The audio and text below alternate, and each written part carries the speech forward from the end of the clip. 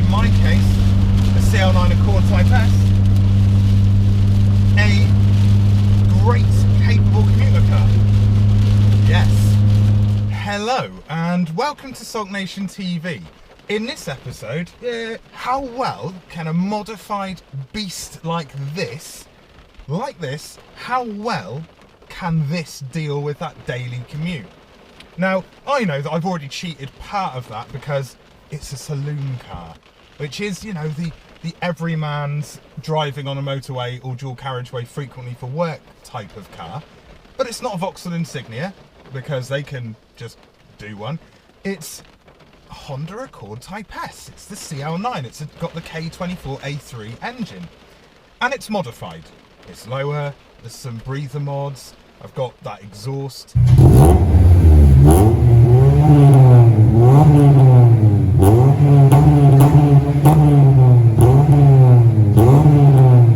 And I thought, you know, what aspects make up a commuter car, a daily, for that commute, that travelling to work, that waking up in the morning and going, I've got work. Now, my job involves me driving around a lot of places, so I'm constantly on the road, and I think, you know, what about this car? Should I take this car more frequently? Well, quite possibly. So, step one, how does it start? Is it going to be acceptable for neighbours if you've got an early start, like 6:30? Let's give it a go, shall we?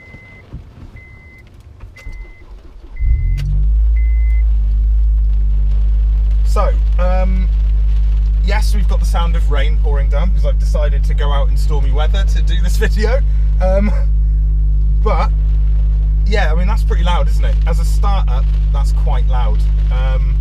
And it will be until it's hit 1,500 revs, and then it'll calm down. But it's still very loud. So, is this a good thing if I woke up and had to leave at 6 in the morning? Would this be a good sound for my neighbours to potentially wake up to? In my mind, yes, it's a lovely sound. But in our neighbours' minds, probably not. So when this is warmed up, I've got to go and get some fuel. So, yeah, let's go and do that. So, just been to the petrol station. Still not left Exeter yet. And this is a perfect scenario. So, I'm stuck in traffic because I'm behind a tractor. Yep, in the middle of Exeter, I'm behind a tractor. How does this car feel moving in and out of first and second gear? How does it feel? Well, yeah, you know, I mean, anybody who owns a Honda is probably aware of the fact, especially of this sort of age or older, that in first gear, they're a little juddery. Every Honda that I've driven, every Honda that Ed's had, according to Ed, yeah, they're a little bit juddery in first. Second, fine, and above, fine, but first, a little bit juddery. So, yeah, you know, not great. This isn't great, but, you know, the clutch is fine. It's a nice lowish biting point, which is something that I'm a big fan of. I don't like really high, you know, sort of ruin your ACL in your knee sort of clutch pedals where you're up like that going, ah, that's not good. But yeah, this is a perfect scenario. Is this car better than my Golf, my normal daily in this scenario? No, it isn't. No, the Golf is kind of made for these things. Also, the Golf is 8 years younger than this car, but it does have a lot more mileage, and that's a different video that I'll be doing soon. Yay, lucky you. So I've just stopped for fuel. You know, this is on the way to the M5, and the fuel, just over half a tank, cost 60 quid. Yep, 60 quid. Not great. At the same time, fuel prices are really high anyway, but still, it's a bigger fuel tank on this car than the Golf, and yeah, you know, it's expensive. It's an expensive old beast. Miles per gallon, well, we'll be talking about that later in the video, but I want to get, you know, I don't want to be down at half a tank by the time I get back from Taunton, which is only about half an hour away from me. So if I use half a tank going to Taunton, I'm either in VTEC all the way, or this car is just a thirsty 2.4 litre little bitch. So I'm on the M5. How good is this car as a commuter, as a daily, on the motorway, which is where I spend a lot of my time? Well, as you can hear, it's very drony. Modified Hondas can be quite drony when it comes to the exhaust, and this is essentially straight through to a dual exit. So yeah, it's a little bit noisy. And you know, let's hear it. I mean, yep, I let my foot off the throttle and it's a bit more bearable. And then I'm going to have to put the windscreen wipers on more. So visibility, my windscreen wipers are rubbish. Don't count that against the car. It's more the actual windscreen wipers. There's a lot of surface water, so it's a slippery beast of a road. But I'm lucky enough to have some... oh, listen to that. Oh, yeah, very loud and drony. But as I was saying, and gear change, more droning sick.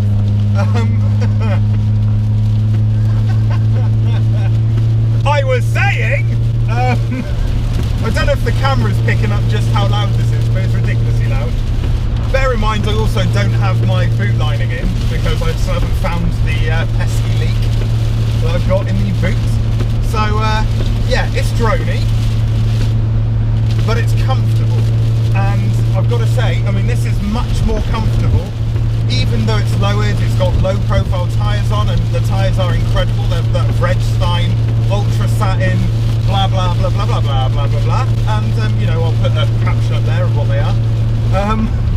Yeah, they're very, very good tyres, and even though the car has got low profile tyres on it, and essentially, you know, it is lowered, it's on an iBack Pro kit lowering spring setup, it is considerably more comfortable to drive for me, because it's massive, than my Golf. I find it more enjoyable to drive from a comfort point of view.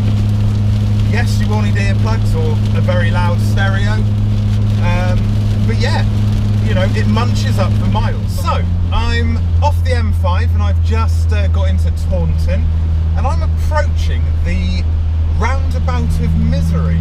Well, that's what I call it anyway, the roundabout of misery. As you'll see in a second, it's a roundabout that should be relatively easy to navigate, but it isn't, because if you've got a slow car, it's a bit of a nightmare, or if you're a nervous driver, it's a massive nightmare, because the cars are coming at all angles, as it's a roundabout. And people, you know, some people take unnecessary risks, some people don't have that option. I mean, sometimes you've just got to wait forever because, you know, you're worried that your car's not going to get out in time before somebody else comes over and, you know, bumps into you. So, yeah, this is going to be fun. I mean, I'm hitting the traffic now. So, yeah, here's the roundabout of misery. So let's see how long it takes me to navigate it. Hopefully not that long. Roundabout of misery, you know what you are to me. I like going fast to get away, but I'm stuck in Taunton today. There you go, bit of a song there for you guys. Impromptu. Maybe I should, you know, be a rapper or something. I might be able to come up with some lyrics quickly. So I can use the BT van as a shield if I choose to.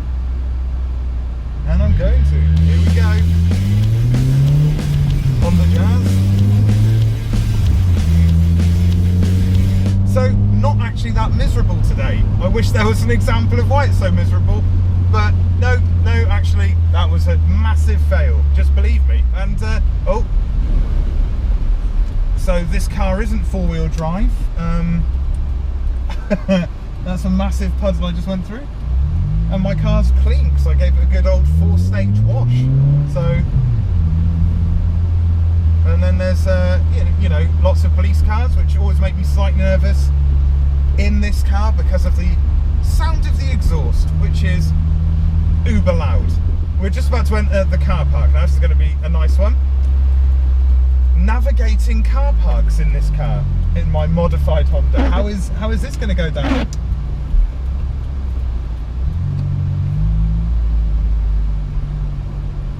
Oh, and it would appear that I'm not going to have to pay for parking today because, oh no I am, the barriers are still down.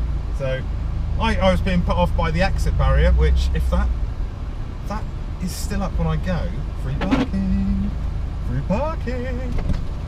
Let's get the window down.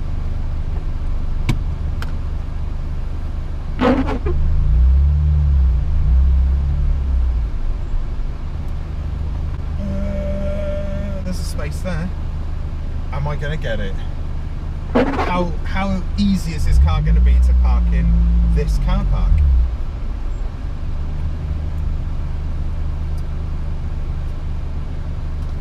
Oh, there's the ticket.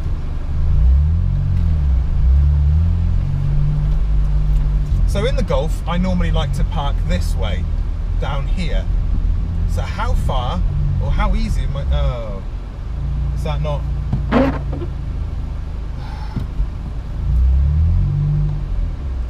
Well, I'm assuming that there isn't a car parking space there, because why else would that van be reversing? That's annoying. So already car park annoyance.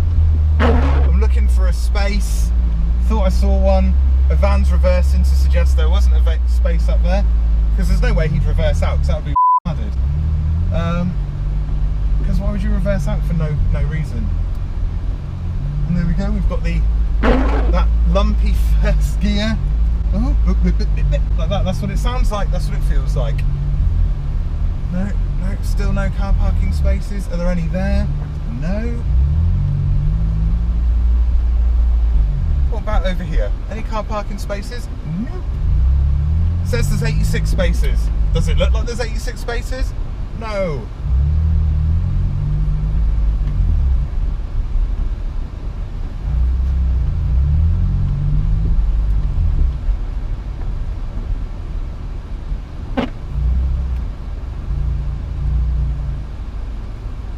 Don't want to give up already. Might have to though, because it's not looking promising at all.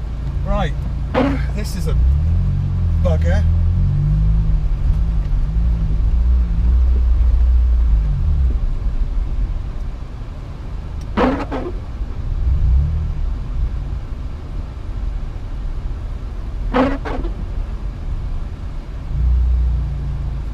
Oh, wicked, I found a space. So, let's get some parking. I mean, the only issue I'm seeing right now is that this is quite a cramped space with a horrible Peugeot and... oh!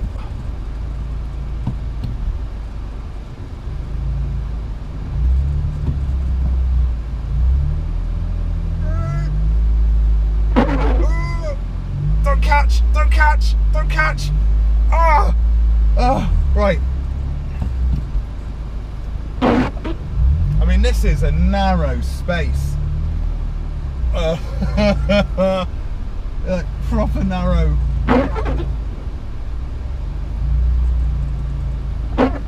And believe it or not, I am a good driver. So